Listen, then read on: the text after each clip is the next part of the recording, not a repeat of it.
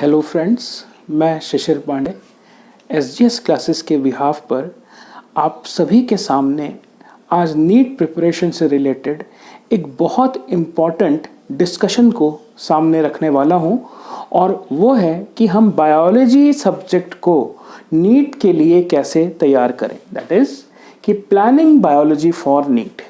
तो हमको सबसे पहले नीट के करिकुलम के बारे में थोड़ा सा यहाँ पर डिस्क्रिप्शन देना पड़ेगा कि जो नीट का पेपर होता है उसमें बेसिकली 180 क्वेश्चंस आते हैं, जिसमें से 90 क्वेश्चंस बायोलॉजी के होते हैं, 45 क्वेश्चंस फिजिक्स के होते हैं और 45 क्वेश्चंस केमिस्ट्री के होते हैं। दैट मीन्स कि पूरे बायोलॉजिकल साइंसेस का जो यहाँ पर हमारे पास वेटेज आता है वो लगभग 50% का होता है। तो इसीलिए बायोलॉजी नीट प्रिपरेशन के पॉइंट ऑफ व्यू से बहुत ज़्यादा इम्पॉर्टेंट हो जाती है। तो जब हम बायोलॉजी की बात करते हैं तो बायोलॉजी एक ऐसा सब्जेक्ट है जिसको हम जितना सिस्टमैटिक पढ़ेंगे उतना बाद में रिवीजन में हमें बहुत कम टाइम देना पड़ेगा। तो जो पहला पॉइंट मैं यहाँ पे डिस्कस करने की कोशिश कर रहा हूँ कि वो ये है कि बायोलॉजी क्यों इम्पॉर्टेंट है। तो ये बहुत सिंपल इसका आंसर ये है कि क्योंकि ये 50% ऑफ द सिलेबस को कवर करती है, इसीलिए ये फाउंडेशन सब्जेक्ट बन जाता है नीट की प्रिपरेशन के लिए। दूसरा पॉइंट ये है कि हम बायोलॉजी की टाइम शेड्यूलिंग कैसे करें, इसके बारे में अभी मैं आपके साथ डिस्कस करूंगा।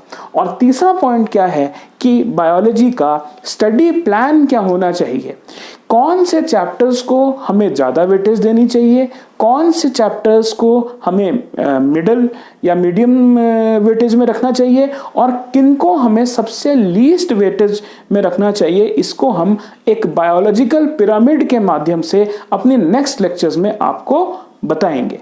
तो बेसिकली आज का जो टॉपिक है वो है प्रिपेयरिंग बायोलॉजी फॉर नीट।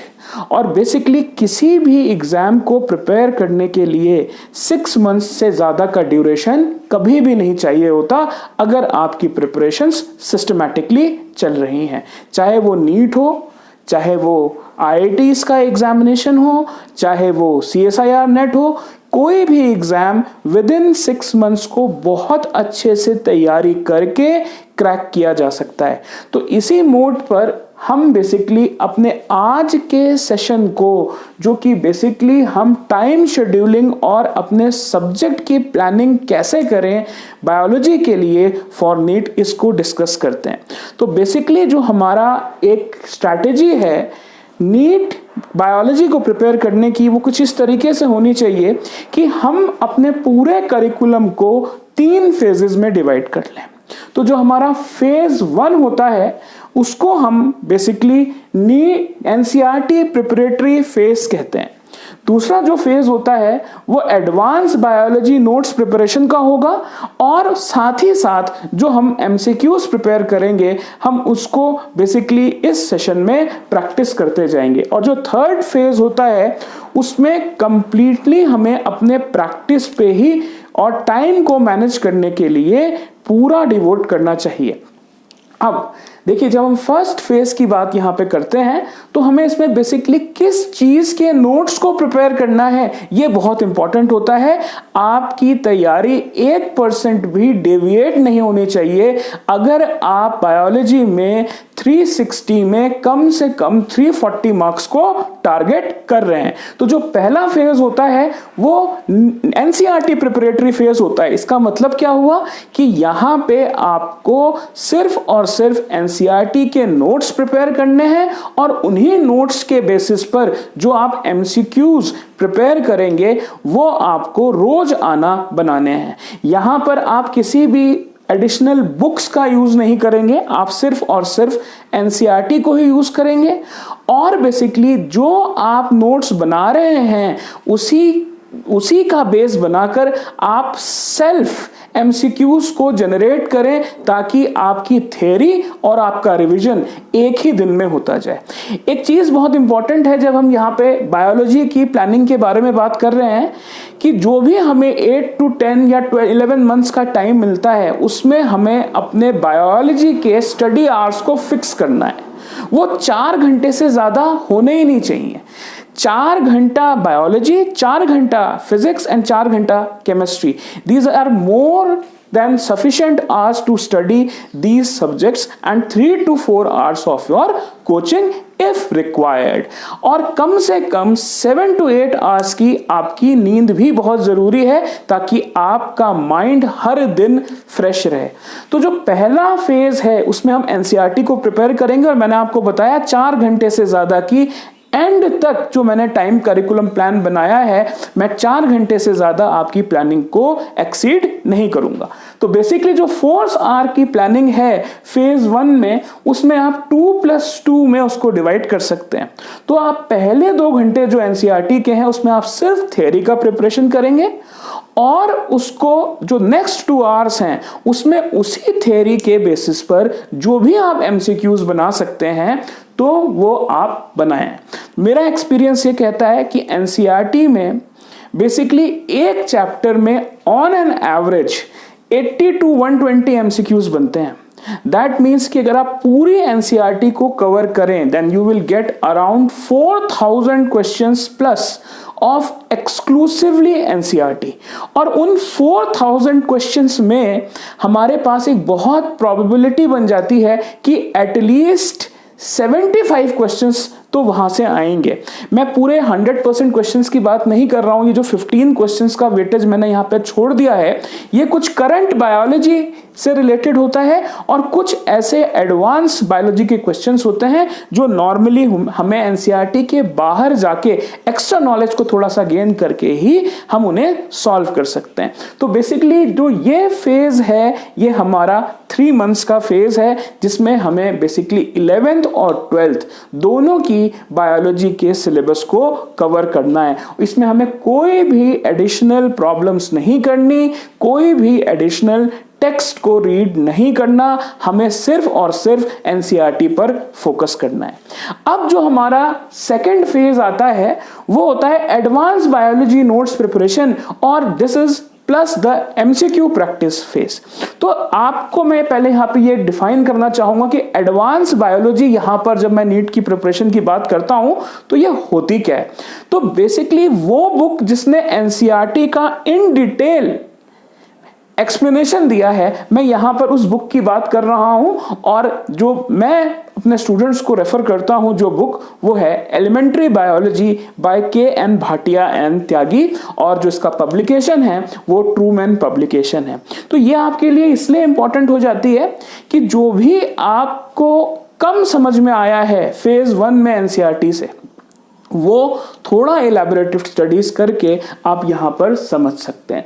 तो फेज 1 में जो मैं 4 आवर्स डिवोट कर रहा हूं वो 7 दिन है और 7 दिन में मंडे से संडे तक और 4 घंटा जिसमें 2 घंटा आपको थ्योरी प्रिपेयर करनी है और 2 घंटा उसके एमसीक्यूज प्रिपेयर करने हैं, उसको डिवोट करना है। सेकेंड फेज में भी हमारे पूरे के पूरे सिर्फ 4 घंटे ही होंगे, लेकिन इसका स्टडी प्लान थोड़ा सा चेंज हो जाएगा। थोड़ा चेंज ये हो जाएगा कि आप Monday to Friday 4 hours devote करेंगे 2+2 के बाइफर्केशन से, लेकिन जो 2 है यहां पर, इसमें आप इस 2 आवर्स में थोड़े से एक्स्ट्रा नोट्स प्रिपेयर करेंगे जिसकी रेफरल किताब मैंने आपको बता दी है, that is K N. Bhatia and Tyagi की। और जो यहां पर जो नेक्स्ट 2 आवर्स हैं you will devote for previous years question papers और ये बेसिकली चैप्टर वाइज होंगे। तो इन 4 आवर्स में हमें बेसिकली क्या करना है, 2 घंटा तो biology K. N.. Bhatia and Tyagi की किताब से बेसिकली एडिशनल एक्स्ट्रा नॉलेज जो हमारे नोट्स में एनसीईआरटी में फेज 1 में कवर नहीं हुई थी उसको कवर करना है और उसके बाद हमें यहाँ पर एमसीक्यूज करना है।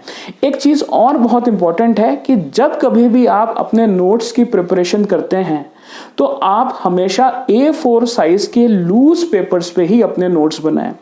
इसका बहुत सिंपल सा एक रीजन है कि अगर आप नोटबुक में नोट्स को बना रहे हैं तो बेसिकली आप एडिटिव इंफॉर्मेशन जो फेज 2 में गैदर करेंगे उसको आप एडअप कहां करेंगे। तो whenever you are having additive and loose pages of A4 sheets then you can actually add those papers just after your NCERT notes. तो इसीलिए आप सभी जो नोट्स हैं वो बेसिकली A4 शीट्स पर ही बनाएं।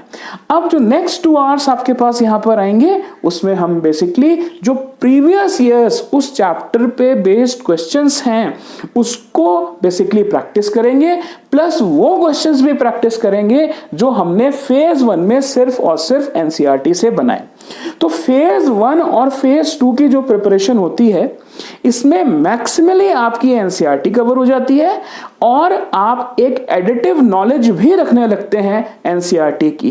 दैट मीन्स फेज 1 3 मंथ्स के लिए लास्ट करेगा और फेज 2 भी 3 मंथ्स के लिए लास्ट करेगा। दैट मीन्स इन 6 मंथ्स हमारे पास पूरा फाउंडेशन डेवलप हो चुका होगा NCERT बेस्ड थ्योरी को पढ़ने का, और उसकी एक कंप्लीट इंफॉर्मेशन होगी कि उस थ्योरी पर हम कितने तरीके के MCQs बना सकते हैं। अब जो हमारा फेज 3 होगा that is the complete practice phase. इसमें आप कोई नई थ्योरी नहीं पढ़ेंगे मंडे टू फ्राइडे में, खासकर आप सिर्फ और सिर्फ अपने प्रैक्टिस सेशंस पे ही ध्यान देंगे। फेज 2 की एक इंपॉर्टेंट बात थी, क्योंकि मैंने आपको बताया था 4 आवर्स आपको मंडे टू फ्राइडे 2+2 के बाइफरफिकेशन में करना है, तो आप बेसिकली फ्राइडे सैटरडे क्या करेंगे? तो बेसिकली फ्राइडे सैटरडे में आपको 2 फुल लेंथ टेस्ट करने हैं। आप 2 आवर्स का भी ड्यूरेशन रख सकते हैं, लेकिन it is very mandatory that at least आप सैटरडे को 2 फुल लेंथ टेस्ट बायोलॉजी के जरूर करें और संडे को 2 फुल लेंथ टेस्ट जरूर करें। इसका एक सिग्निफिकेंस है कि बेसिकली जब हम चैप्टर वाइज क्वेश्चंस को सॉल्व करते हैं तो हमारा एक्यूरेसी रेट बहुत ज्यादा आता है, लेकिन जब बहुत सारे चैप्टर्स मिलके हम FLTs में जाते हैं तो कहीं ना कहीं, क्योंकि हमारी मेमोराइजेशन और हमारा रिवीजन कहीं ना कहीं वीकर सेक्शन में चला जाता है, इसलिए जो हमारा नेट रिजल्ट FLTs में है वो थोड़ा सा डाउन चला जाता है। इसलिए जितना हम मेमोराइज करते चले जाएंगे उतना ही हम FLTs में बेहतर करते चले जाएंगे। इसीलिए 4th मंथ से ही देखिए, फर्स्ट फेज में हमने NCERT को कवर करा, 4th, 5th और 6th मंथ में बेसिकली हम एक्स्ट्रा नोट्स प्रिपेयर कर रहे हैं और वीकेंड्स पे कम से कम 4 FLTs कर रहे हैं। दैट मीन्स कि मेरा एक बहुत सिंपल सा फंडामेंटल है, right from the 4th month till the end हम जो FLTs हैं उनके हैबिचुअल हो जाए। तो बेसिकली FLTs का फाइनल इवैल्यूएशन में सबसे बड़ा रोल होता है। अब जो हमारा फेज 3 है वो कंप्लीट प्रैक्टिस फेज है, जिसमें सिर्फ और सिर्फ प्रैक्टिस ही करनी है। थोड़ा सा इसका जो वर्किंग मोड है वो थोड़ा सा ऑपोजिट है कि जब हम 4 आवर्स की बात करेंगे मंडे टू फ्राइडे, तो उसमें हमें बेसिकली क्या करना है, 1.5 आवर में अपनी टाइम स्पीड को इतना अच्छा मैनेज करना है कि हम कम से कम वहां 2 FLTs कर सकें। ये कैसे करेंगे ये मैं आपको अभी बताता हूं। और जो नेक्स्ट 2.5 आवर्स है हमारे पास, उसमें हम प्रीवियस ईयर्स के ही क्वेश्चंस को बार बार प्रैक्टिस करें जो प्रीवियस ईयर्स में आ चुके हैं और जो फेज 1 में हमने NCERT बेस्ड MCQs बनाए थे उनको प्रैक्टिस करें। और यहां पर सैटरडे और संडे को भी हमें क्या करना है, 2+1.5 आवर का जो हमारा शेड्यूल है या 2+2 का जो शेड्यूल है उसको फॉलो करना है। उसमें हमें बेसिकली क्या करना है कि 2 आवर्स में हमें एक्स्ट्रा थ्योरी पढ़नी है, जो कि हमारी एलिमेंट्री बायोलॉजी की भी हो सकती है और कुछ बेसिकली एनवायरनमेंट साइंस से रिलेटेड करंट बायोलॉजी जो आजकल एग्जामिनेशंस में बड़ी आने के लिए हैबिचुअल हो चुकी है, वो जनरली NCERT के बाहर से आती है। जैसे कौन सी सबमिट कौन से ईयर में किस लिए हुई, उस सबमिट का क्या सिग्निफिकेंस था, जो इकोलॉजिकल कन्वेंशंस आज तक हुई हैं उन सबका क्या सिग्निफिकेंस रहा है, कौन सी कंट्री में हुई है, कौन से ईयर में हुई है। जिस तरीके से बहुत बार NCERT में आ चुका है कि आप देखेंगे नीट में कि कॉप सबमिट्स का नाम बहुत ज्यादा यहां पर आया हुआ है। तो जितनी भी इंटरवेंशंस खासकर एनवायरनमेंट साइंस से रिलेटेड हो रही हैं उसको आप एक्स्ट्रा थ्योरी में जरूर पढ़ें। जो अप्लाइड बायोलॉजी है जिसमें मॉलिक्यूलर बायोलॉजी, बायोटेक्नोलॉजी और जितने भी टेक्नोलॉजिकल टूल्स नए नए इन्वेंट हो रहे हैं, फर्दर बायोलॉजिकल स्टडीज़ के इन्फोर्समेंट के लिए उनको भी आप रेगुलराइज्ड फॉर्म में ज़रूर पढ़ें। इसके लिए जो स्पेक्ट्रम बायोलॉजी की बुक आती है उसको आप मंथली फॉलो कर सकते हैं, जिसमें ज़्यादातर सारी डिटेल्स दे रखी हैं कि बायोलॉजी को के एडवांस फॉर्म की जितनी भी एक लैबोरेटिव नॉलेज है वो आपको उस मैगजीन में मिल जाएगी। दैट मीन्स कि सैटरडेज और संडेज को हमें क्या करना है, थोड़ा सा एक्स्ट्रा टाइम देना है एक्स्ट्रा थ्योरी चेक के लिए, और अगेन हमें 1.5 आवर चाहिए या 2 आवर्स चाहिए एटलीस्ट 2 FLTs को प्रिपेयर करने के लिए। तो अब मैं आपसे बार बार ये कह रहा हूं कि हम कैसे 1.5 घंटे में 2 FLTs को सॉल्व करेंगे। तो देखिए ये एक बहुत इंपॉर्टेंट चीज़ होती है कि जब कभी भी कोई भी एग्जामिनेशन में आपको 60% पेपर पहले से ही मेमोराइज्ड होगा और वो पेपर एक्चुअली क्वेश्चंस के फॉर्म में क्वेश्चंस की इनपुट बनेगा, तभी आप उसका आउटपुट दे पाएंगे।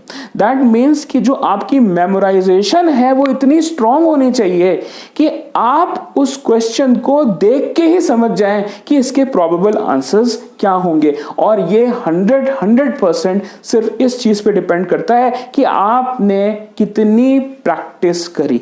तो practice will make you perfect. अब so far as the types of questions are concerned in biology, उसकी हम यहां पर थोड़ी बात करते हैं कि देखिए जो MCQ सॉल्विंग स्पीड होनी चाहिए वो बेसिकली होती क्या है। तो जो MCQs होते हैं वो बेसिकली 3 लेवल्स में डिवाइडेड होते हैं और इसको हम बोलते हैं लेवल 1, लेवल 2 एंड लेवल 3। कोई भी बायोलॉजिकल साइंसेस का जो पेपर बनता है उसमें अराउंड 50 to 60% क्वेश्चंस लेवल 1 के ही होते हैं, जो कि नॉर्मली हर स्टूडेंट क्या कर सकता है, सॉल्व कर सकता है। लेवल 2 के अराउंड 30% होते हैं और लेवल 3 के अराउंड 10% होते हैं। तो चलिए इसको हम इलेबोरेट करते हैं कि लेवल 1, लेवल 2, लेवल 3 एक्चुअली होता क्या है। तो कैटेगराइजेशन में जब हम बात करेंगे लेवल 1 की, तो लेवल 1 में बेसिकली वो क्वेश्चंस होते हैं जो डायरेक्ट होते हैं नेचर में। दैट मीन्स कि अगर मैं आपको एक क्वेश्चंस के फॉर्म में समझाऊं, तो अगर मैं आपसे सिंपल पूछता हूं कि algae and fungi forms the association of, option A है लाइकेन, ऑप्शन बी है माइकोराइजा एंड सो ऑन, तो इसका सीधा सीधा हमारे पास आंसर आ जाता है कि एल्गी और फंजाई जो कि एक सिम्बायोटिक रिलेशनशिप बनाते हैं वो लाइकेन का एक फॉर्म है। तो बेसिकली कंडीशन ये हो गई, this is a direct way, this is a direct question. तो जो डायरेक्ट क्वेश्चन होता है वो जनरली 60% की प्रोबेबिलिटी में होता है। ये बायोलॉजी का बेस बनाने के लिए बहुत इंपॉर्टेंट है। सिलेक्शन नहीं होता इन क्वेश्चन से, बेसिकली बेस बनेगा, फाउंडेशन बनेगी और आगे जाके हम 40% में जो लेवल और लेवल 3 है उसमें जितने क्वेश्चन सही कर पाएंगे वही हमको धीरे धीरे करके 320+ के मार्क में पहुंचाएगा जब हम नीट की बायोलॉजी की बात करते हैं। तो ये जो 60% के क्वेश्चंस होते हैं इनकी जो टाइम ड्यूरेशन होती है सॉल्विंग की, ये 10 सेकेंड से ज्यादा नहीं होनी चाहिए। जब हम लेवल 2 की बात करते हैं तो लेवल 2 में कौन सी कैटेगरीज के क्वेश्चंस आते हैं, उसमें बेसिकली देखिए 2 कैटेगरीज के क्वेश्चंस आते हैं। या तो ग्रुपिंग क्वेश्चंस आएंगे या स्टेटमेंट फॉर्म्स के क्वेश्चंस आएंगे। तो इसमें थोड़ा सा हमको टाइम लग जाता है, जिसमें हमें थोड़ा सा एक डाइसी चीज हो जाती है, सॉल्व करने के लिए थोड़ा सा सोचना पड़ता है। लेकिन जो टाइम ड्यूरेशन इसका भी फिक्स्ड है वो है, it is around 30 seconds. 30 seconds में आपका ये क्वेश्चन सॉल्व होना ही होना चाहिए। अब अगर हम लेवल 3 की बात करते हैं तो 10%, 15% क्वेश्चंस यहाँ पर इस तरीके से आते हैं, जिसमें आपको क्वेश्चंस 2-3 बार पढ़ने पड़ते हैं।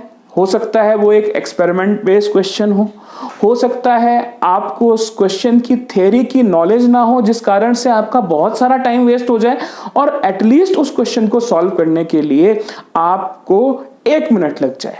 तो बेसिकली अगर हम पूरी स्टैट्स को देखें और मान के चलें कि हमारे पास 100 MCQs हैं एक FLT में, तो हमें 60 + 30 + 10 का अगर फॉर्मेट देख रहे हैं तो लेवल 1 के क्वेश्चंस को सॉल्व करने के लिए 10 मिनट्स लगने चाहिए, क्योंकि जो एक क्वेश्चन है वो 10 सेकेंड्स में सॉल्व हो रहा है और इसीलिए आपको 10 to 15 मैक्सिमम आपको इतना टाइम लगना चाहिए। 30 जो लेवल 2 का है उसमें आपको 15 मिनट्स लगने चाहिए, जो आपका लेवल 3 है उसमें आपको 10 मिनट्स लगने चाहिए। तो इन सारी चीजों को अगर हम एडअप करें तो ये 35 मिनट्स का पूरा टाइम ड्यूरेशन आ रहा है, जहां आपको कम से कम 100 क्वेश्चंस को सॉल्व करना है। क्योंकि नीट में क्वेश्चंस जो हैं वो बेसिकली 90 ही आते हैं, तो एटलीस्ट आप 35 मिनट्स में इसको सॉल्व करने की प्रैक्टिस करें। थोड़ा सा एक्सटेंडेबल टाइम आप मान लीजिए 10 मिनट्स का, तो वो 45 मिनट्स हो जाता है। इसीलिए मैंने आपसे कहा है कि ये 45 मिनट्स का वो टाइम ड्यूरेशन है जिसमें आप एक FLT को सॉल्व करेंगे। दैट मीन्स फॉर 1.5 आवर आपकी इतनी कॉम्पिटेंसी होनी चाहिए कि आप एटलीस्ट 2 FLTs को 1.5 आवर में सॉल्व करें। इसका देखिए एक एडेड एडवांटेज होता है कि अगर हमारे पास बायोलॉजी को सॉल्व करने की इतनी स्पीड और टेक्निक है तो उसका डायरेक्ट एडवांटेज हमें फिजिक्स में मिलता है, क्योंकि फिजिक्स में बायोलॉजिकल साइंसेस के बच्चों को, खासकर बायोलॉजी के बच्चों को बहुत ज्यादा समय लगता है न्यूमेरिकल्स को सॉल्व करने के लिए। ठीक, तो बेसिकली जो टाइम हमारा जितना ज्यादा बायोलॉजी में बचेगा उतना ज्यादा टाइम हम एक्चुअली फिजिक्स में डिवोट कर सकते हैं क्वेश्चंस को सॉल्व करने के लिए।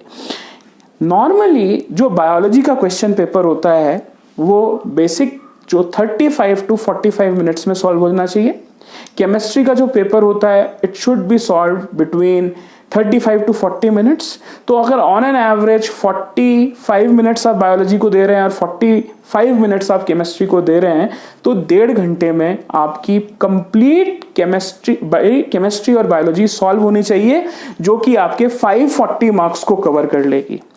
अगर आप यहां 540 मार्क्स में 500 लाने में सक्षम हो जाते हैं तो आपको कहीं ना कहीं किसी ना किसी मेडिकल कॉलेज में सीट जरूर मिल जाएगी, क्योंकि हमारे 180 मार्क्स की कम से कम फिजिक्स भी बचती है।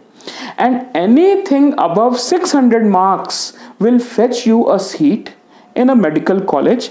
Anything above 640 marks will fetch you a good medical college.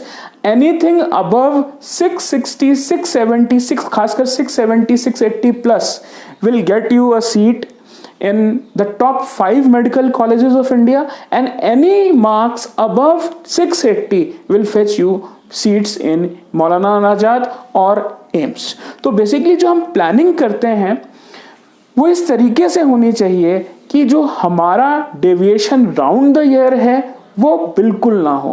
Planning इस चीज की कभी नहीं होती कि आज मैंने 12 घंटे पढ़ ली बायोलॉजी, कल मैं 2 घंटे पढ़ूंगा। हमको एक कांस्टेंट प्रिपरेशन और सिस्टमैटिक प्रिपरेशन नीट के रेफरेंस में बायोलॉजी की करनी पड़ेगी, ना ज्यादा कम ना बहुत ज्यादा। हमें कॉन्स्टेंटली 4 आवर्स को यहां पर डिनोट करना पड़ेगा। तो हमारे पास बेसिक इस सेशन में मैंने आपको यह बता दिया है कि अपना टाइम शेड्यूलिंग आप कैसे करें। नेक्स्ट लेक्चर में मैं आपको यह बताऊंगा कि कौन कौन से वो इंपॉर्टेंट चैप्टर्स हैं जिनको आपको बार बार रिवीजन करना पड़ेगा और उसकी एग्जॉस्टिव प्रिपरेशन भी करनी पड़ेगी।